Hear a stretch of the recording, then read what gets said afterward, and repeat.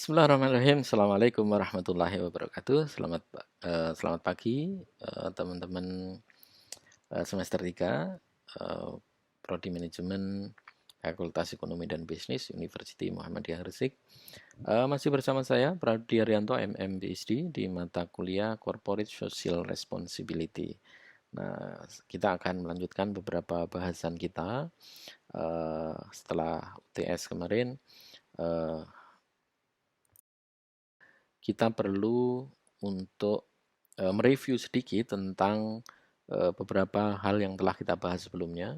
Di antaranya adalah eh, metode pelaksanaan CSR yang telah kita bahas pada pertemuan sebelumnya, di mana metode pelaksanaan CSR salah satunya adalah dengan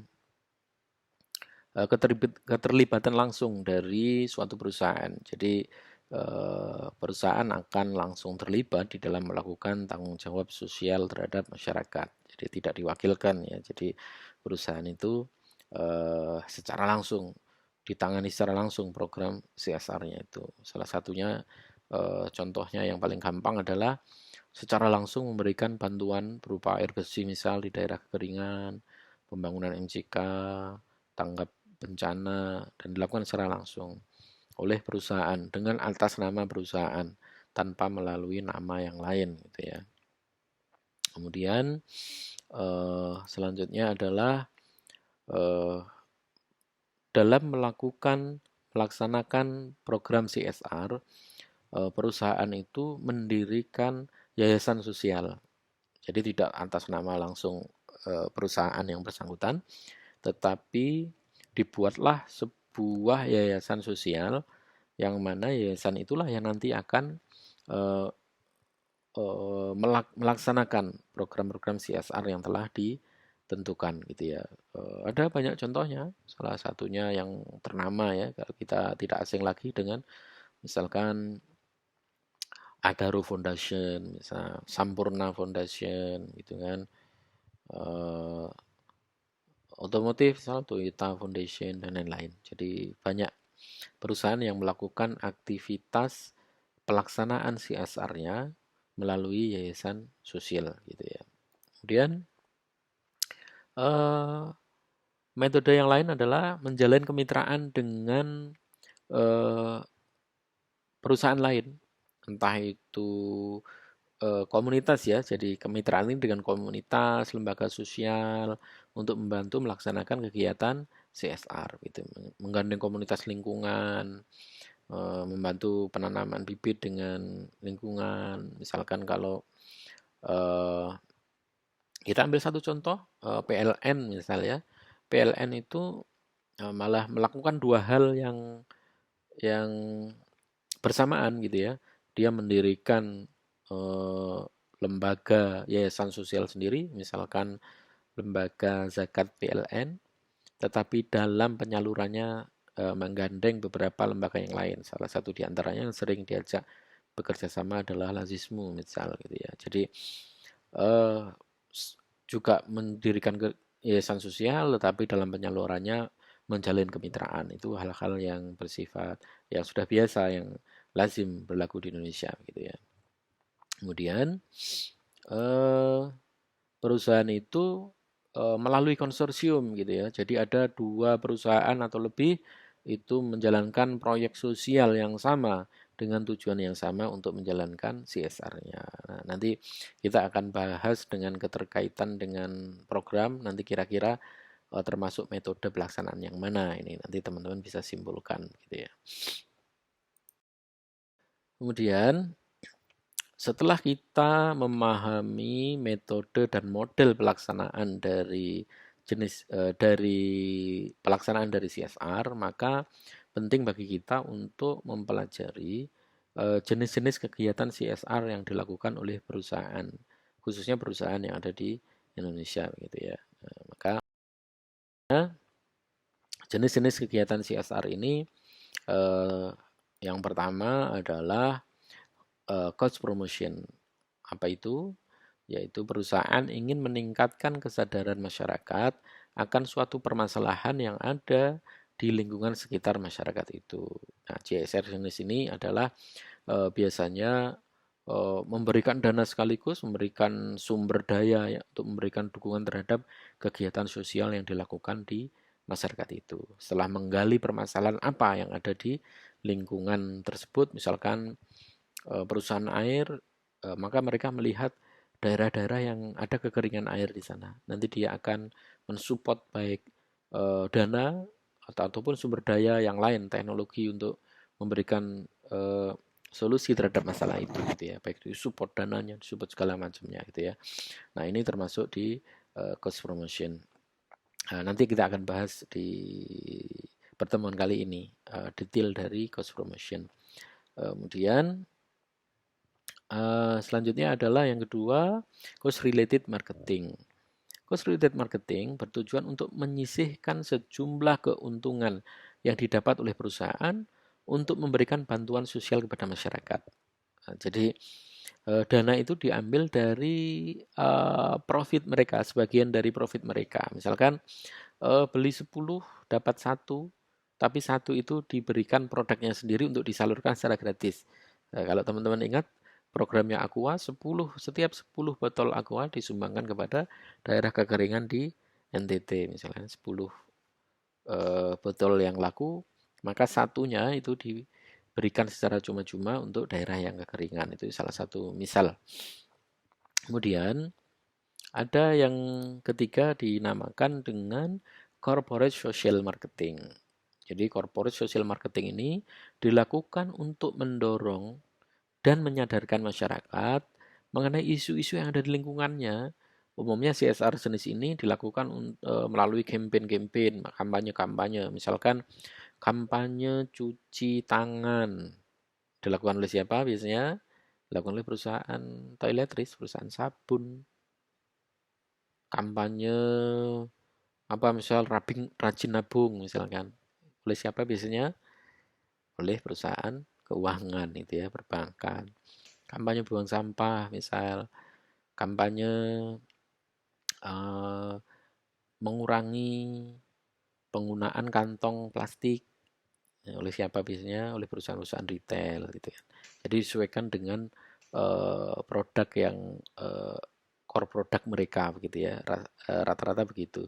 Kemudian selanjutnya adalah corporate philanthropy. Jadi kegiatan filantropi yang dilakukan melalui program CSR ini memberikan kontribusi secara cuma-cuma. Biasanya jika ada eh, hibah, sumbangan, donasi, beasiswa, bencana alam, gitu-gitu ya. Jadi ada nggak teman-teman pernah dengar misalkan program 1 juta sarjana dari perusahaan A, gitu kan? Program eh, program pendidikan beasiswa apa gitu kan ya. Misalkan program sekolah olahraga gitu kan. Yang terkenal apa itu? Misalkan bulu tangkis gitu kan. Ada tuh dari satu perusahaan rokok itu kan. Nah, seperti itu teman-teman. Jadi corporate philanthropy khususnya adalah yang bersifat pemberian secara cuma-cuma gitu ya. Kemudian ada yang dinamakan dengan community volunteering. Jadi community volunteering ini eh, dilakukan dalam bentuk layanan yang disediakan oleh perusahaan secara cuma-cuma kepada masyarakat, biasanya melibatkan karyawannya sendiri di dalam pelaksanaannya gitu ya. Jadi misalkan kegiatan penerjunan relawan saat terjadi bencana. Nah, misalkan kemarin di beberapa berita nasional itu ada satu perusahaan yang menerjunkan karyawannya secara langsung dengan memakai uniform seragam dari perusahaannya turun membantu gempa bumi di Cianjur misal eh, dengan menggunakan uniform mereka, seragam mereka turun ke daerah-daerah bencana. Nah, ini community volunteering. Dan yang terakhir, yang keenam adalah community development. Jadi dilakukan dalam bentuk layanan yang disediakan oleh perusahaan secara cuma-cuma, yang itu mengembangkan lingkungan sosial yang pada umumnya mereka akan membentuk komunitas dari apa yang mereka inginkan gitu ya. Nanti akan kita berikan contoh nanti di bagaimana pelaksanaan community development ini. Jadi membangun komunitas seperti yang kampanye yang mereka harapkan gitu ya. Kalau teman-teman katakanlah pernah melihat komunitas rider gitu ya atau bikers dari sebuah produk gitu. Nah, mereka punya komunitas-komunitas otomotif misal melakukan kegiatan-kegiatan yang nanti itu bisa dikerjasamakan dengan atau bahkan dibentuk oleh perusahaan itu untuk menyalurkan kegiatan CSR-nya. Nanti kita akan uh, bahas ya di bagaimana diimplementasinya.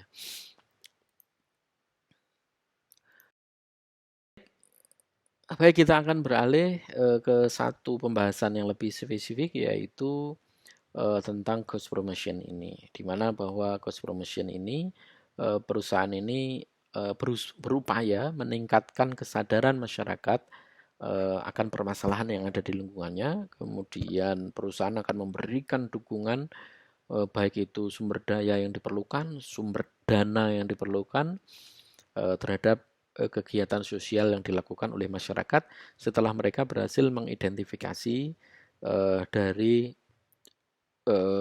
keperluannya atau permasalahan yang ada di lingkungan sekitar mereka gitu ya. Nah, pada sesi kali ini kita akan mengangkat satu sampel dari kegiatan CSR yang dilakukan dalam konteks cost promotion ini yang dilakukan oleh salah satu merek keluaran dari Coca-Cola Indonesia, Coca-Cola Company Indonesia, eh, yang mereka mempersepsikan dirinya bahwa mereka adalah perusahaan yang komitmen terhadap kelestarian lingkungan, di mana lebih spesifik adalah mencintai air gitu ya. Padahal jualan mereka juga air juga sih gitu ya. Jadi mereka mengangkat tema tagline yang cukup fantastis, cintai air, cintai hidup.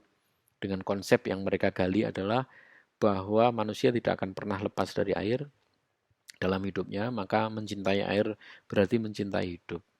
Maka kampanye ini dilakukan di berbagai media, iklan, di televisi, di sosial media, di beberapa line channel marketing, channel campaign mereka lakukan dengan sangat masif. Salah satunya adalah eh, kampanye mencintai air, mencintai hidup. Di sini mereka belum menjual adesnya, belum, tetapi baru tagline itu. Kemudian mereka ingin mengirimkan pesan bahwa Coca-Cola Indonesia dengan brand ades yaitu air mineral yang mereka jual itu, mereka juga memiliki komitmen untuk turut berkontribusi pada kelestarian lingkungan hidup gitu ya, khususnya kelestarian air. Maka di beberapa apa namanya di beberapa perusahaan yang beroperasi di seluruh dunia, maka tema ini digaungkan oleh Coca-Cola. Jadi mereka itu sebagai perusahaan yang punya komitmen terhadap pelestarian konservasi air gitu ya. Ini pesan yang ingin mereka sampaikan. Maka di TV, di medsos, di surat kabar atau di portal-portal berita online, maka iklan atau tagline cintai air, cintai hidup ini eh, digelar oleh ADES sebagai campaign utama mereka gitu ya. Maka setelah campaign itu dijalankan secara masif, maka pada step berikutnya maka mereka eh, ADES meluncurkan yang namanya Pejuang Air ADES. Apa itu Pejuang Air ADES?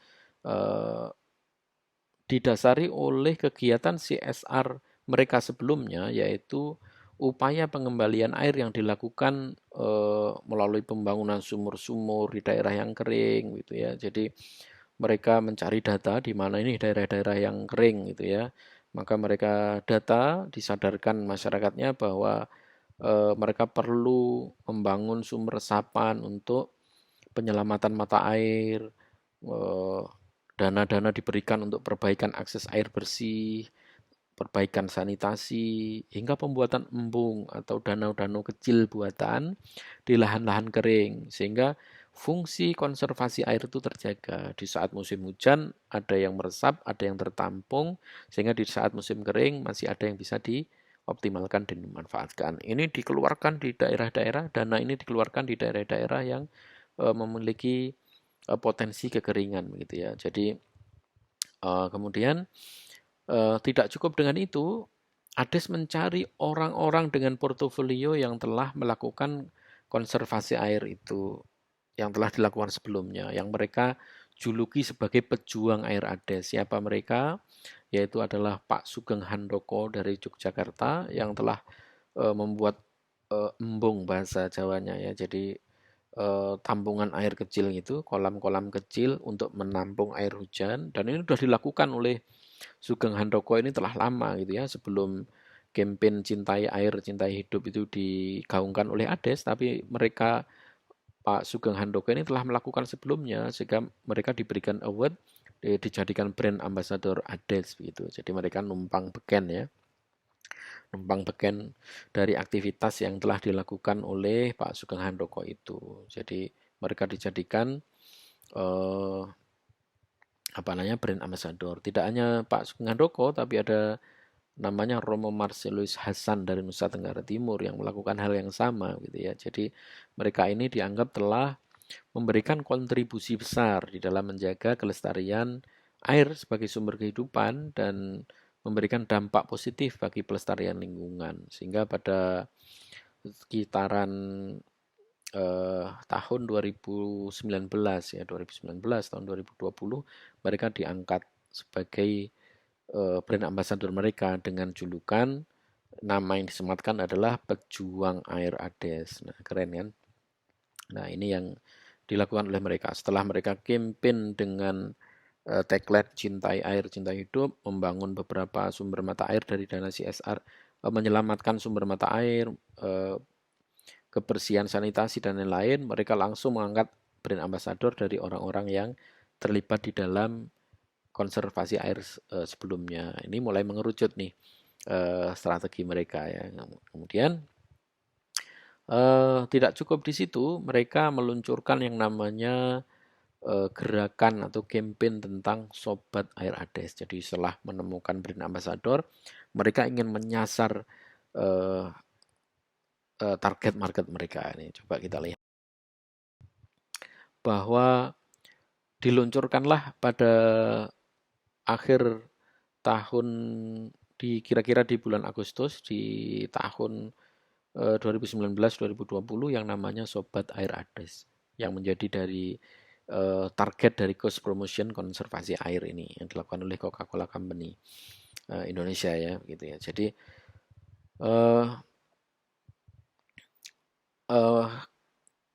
konsep program ini tentunya adalah lanjutan dari campaign-campaign yang sebelumnya begitu ya. Jadi setelah bangun sumur-sumur, perbaikan akses air di masyarakat yang kekeringan, diluncurkanlah Pejuang Air ADES, kemudian mereka mulai masuk ke cost promotion yang lebih mengerucut, yang lebih detail gitu ya. Di antaranya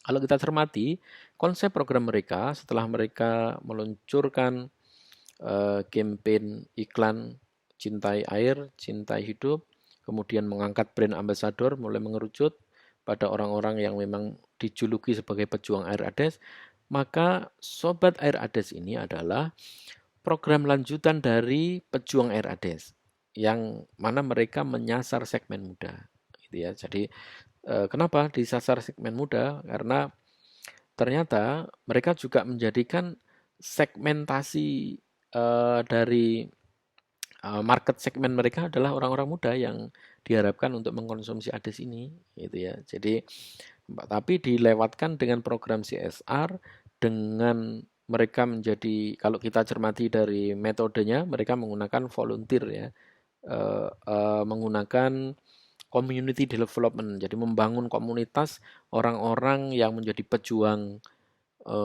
air, kelestarian air, dan menjadi yang lebih umum adalah menjadi sobat air ADES.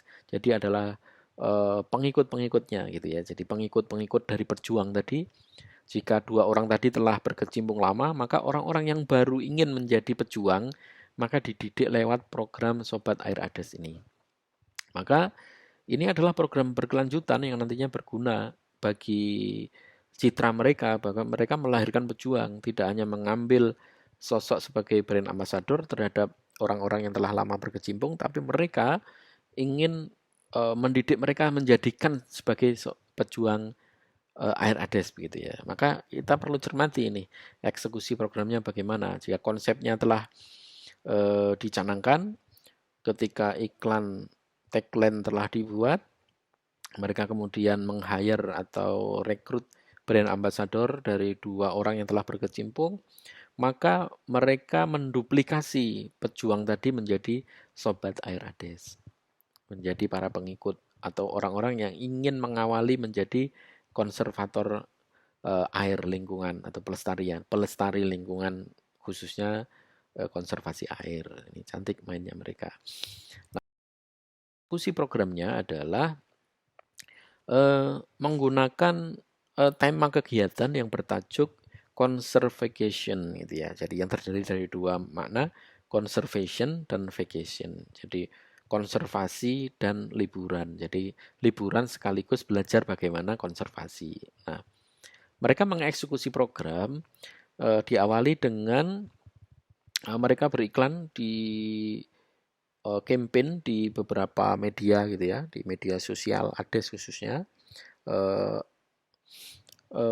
mencari beberapa volunteer atau relawan dari masyarakat umum dari segmen muda untuk dididik sebagai konservator atau sebagai orang-orang yang punya kepedulian terhadap konservasi air khususnya. Nah, kemudian nanti dibalut dengan liburan, dengan vacation. Maka orang-orang yang telah lolos sebanyak 20 orang yang terpilih dari ribuan orang itu, kemudian mereka dikirim ke Yogyakarta ke brand ambassador tadi. Kemudian mereka dikirimlah untuk belajar bagaimana konservasi air. Nah, setelah belajar konservasi air selama beberapa hari, selama 6 hari, mereka diajaklah itu keliling-keliling vacation ke daerah Yogyakarta dan Nusa Tenggara Timur gitu ya. Jadi siapa yang nggak tertarik kan? Nah, mungkin teman-teman mahasiswa pasti tertarik tuh ya, dapat liburan gratis gitu ya, dapat ilmu. Nah, inilah cara mereka untuk menanamkan program CSR dengan membentuk community development yang bertemakan conservation. Maka mereka akan dijuluki sebagai sobat air ades yang mereka punya tanggung jawab sebagaimana seorang pejuang air ades tadi mengajari masyarakat di lingkungan masing-masing untuk menjadi sadar terhadap konservasi air itu. Maka secara tidak langsung mereka akan membawa nama brand kan. Jadi ketika mereka turun pasti mereka dijuluki sebagai sobat air ades gitu. Maka ades itu akan melekat di dalam program-program yang dilakukan oleh mereka. Nah, jika di dalam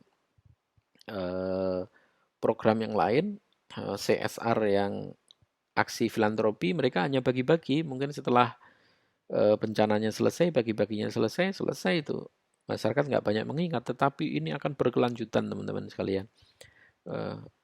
Maka tema conservation ini akan diduplikasi setiap bulan, setiap tahun begitu ya, sehingga melahirkan ratusan bahkan ribuan para orang-orang kaum muda yang dijuluki sobat air ades. Tentu mereka ketika ingin beli air minum, ya bagaimana mereka akan menjadikan ades itu top mind di dalam mereka memilih brand kan. Nah, inilah cantiknya mereka bermain menggunakan program-program CSR dengan cost promotion untuk sekaligus melaksanakan kebijakan strategis perusahaan mereka, mengalokasikan budget dari CSR untuk promosi juga gitu ya. Jadi tidak sekedar dibagi-bagi uangnya gitu ya. Nah, maka program conservation ini telah terduplikasi menjadi banyak orang yang sadar akan konservasi air, kelestarian air di lingkungan masing-masing, dan mereka juga mendapatkan vacation, liburan-liburan ke daerah-daerah yang telah ditentukan. Maka sampai hari ini program ini masih berlanjut dan setelah beberapa tahun kemudian, kisaran akhir 2021 bisa dilihat dari laporan penjualan mereka, mereka termasuk program air salah satu brand yang memiliki keberlangsungan produk yang cukup tinggi dengan sales mereka yang cukup tinggi sehingga sustainability dari produk mereka juga cukup tinggi. Maka inilah yang diharapkan bahwa corporate social responsibility ini akan melahirkan dari sustainability dari sebuah produk bahkan sebuah perusahaan. Nah, maka teman-teman sekalian eh, sudah mulai dipahami ya bagaimana cara mereka membuat konsep CSR berbasis cost promotion, bagaimana konsep di develop, bagaimana program dieksekusi. Maka ada sedikit tugas yang untuk memantapkan pembahasan kita pada pagi hari ini, pada siang hari ini, pada hari ini bahwa eh, nanti teman-teman silahkan membuat analisa jenis CSR di Indonesia berdasarkan cost promotion. Jadi pilih beberapa amati beberapa analisis beberapa CSR yang ada di Indonesia ini. Kemudian langkah kedua adalah amati konsep dan bagaimana eksekusi programnya sebagaimana telah kami jelaskan tadi. Bagaimana konsep dibangun, bagaimana runtutan mengeksekusinya sehingga terbentuk sebuah community development tadi. Nah, kemudian paparkan di dalam bentuk slide sebagaimana tadi kita bahas 3 atau 4 slide lah cukup tentang konsepnya bagaimana, tentang memulainya bagaimana, mengeksekusinya bagaimana gitu ya. Nah, nanti kita akan slide ini silakan disiapkan selama beberapa pekan. Nanti kita akan presentasikan di saat kita pertemuan offline gitu ya. Jadi nanti di saat pertemuan offline kita akan presentasikan bila cukup waktunya satu persatu, tapi alangkah baiknya nanti teman-teman berkelompok 3 atau 4 orang gitu ya, atau 5 boleh lah. Silahkan nanti berkelompok mengamati, menganalisis, kemudian memotret, menentukan konsep dan eksekusinya bagaimana. Nah, selanjutnya nanti akan teman-teman paparkan di saat kita pertemuan offline. Semoga teman-teman bisa mengambil pemahaman dari apa yang kita bahas. Sampai bertemu di pertemuan selanjutnya. Billahi taufiq wal hidayah. Assalamualaikum warahmatullahi wabarakatuh.